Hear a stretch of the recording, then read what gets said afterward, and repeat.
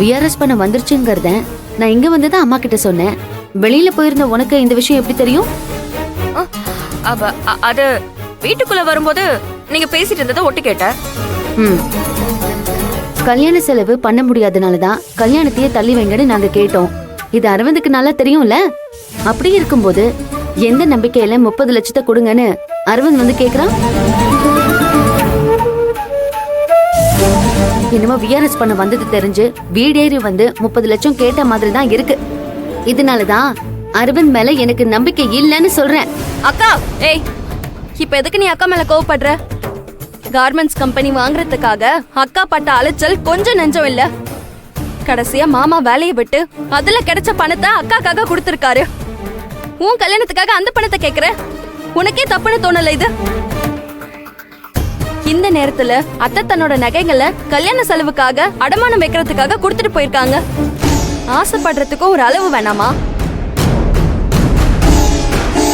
பாத்துக்குடி, உனக்கு பின்னாடி பிறந்தவளுக்கு இருந்த தெளிவு கூட உனக்கு இல்ல. எந்த நம்பிக்கையில அரவிந்த் பணம் கேட்டு வந்தாருன்னு மகா கேட்டாலே அதுக்கு உன்னோட பதில் என்ன? அத சொல்லு. இப்பவே ஒரு நாளைக்கு ஒரு பேச்சு பேசுறாங்க. பணத்தை திருப்பி கொடுக்கறேன்னு சொல்லிட்டு கொடுக்காம போயிட்டா என்ன பண்றது? ஒருத்தரை நம்பி உங்க பொண்ணையே கட்டி குடிப்பீங்க, ஆனா அவரை நம்பி பணத்தை கொடுக்க மாட்டீங்களா? அவரை எப்படி நம்புறதுன்னு கேக்குறீங்க? பணம் இல்லாத போதுதான் இல்ல இல்லன்னு புலம்பினீங்க, ஆனா இருக்கிறப்ப உங்களுக்கு கொடுக்கறதுக்கு மனசு வரல. ஆனா ஒரு விஷயம் நல்லா புரியுது. எனக்கு ஒரு நல்ல வாழ்க்கை அமையறதுல அக்காக்கு இஷ்டமே இல்ல. என்னைக்கும் நீ எனக்கு கீழே தாண்டிங்கிற நினைப்பு.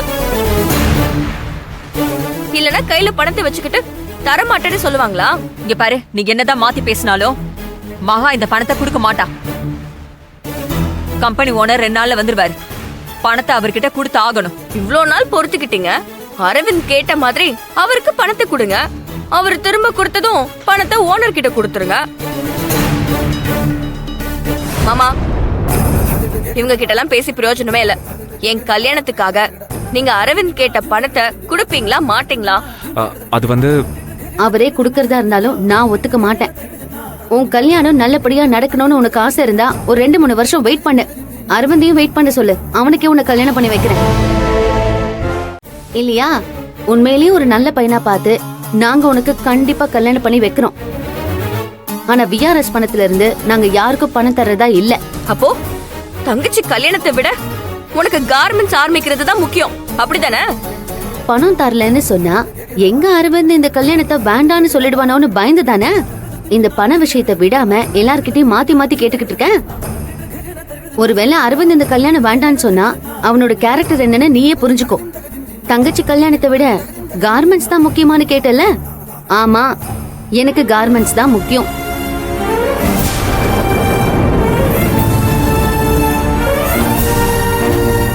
பணம் முக்கியம்னு நினைக்கிறவரா இருந்தா அவர் எதுக்கு என்ன கல்யாணம் பண்ணிக்க போறாரு? ஆனா எனக்கு கல்யாணம்னு ஒண்ணு நடந்தா அது அரவிந்த் கூட தான் நடக்கணும். ஒருவேளை இந்த பிரச்சனையால எனக்கு என் கல்யாணம் நின்னு போச்சுன்னா இந்த ஜென்மத்துல எனக்கு கல்யாணமே வேண்டாம்.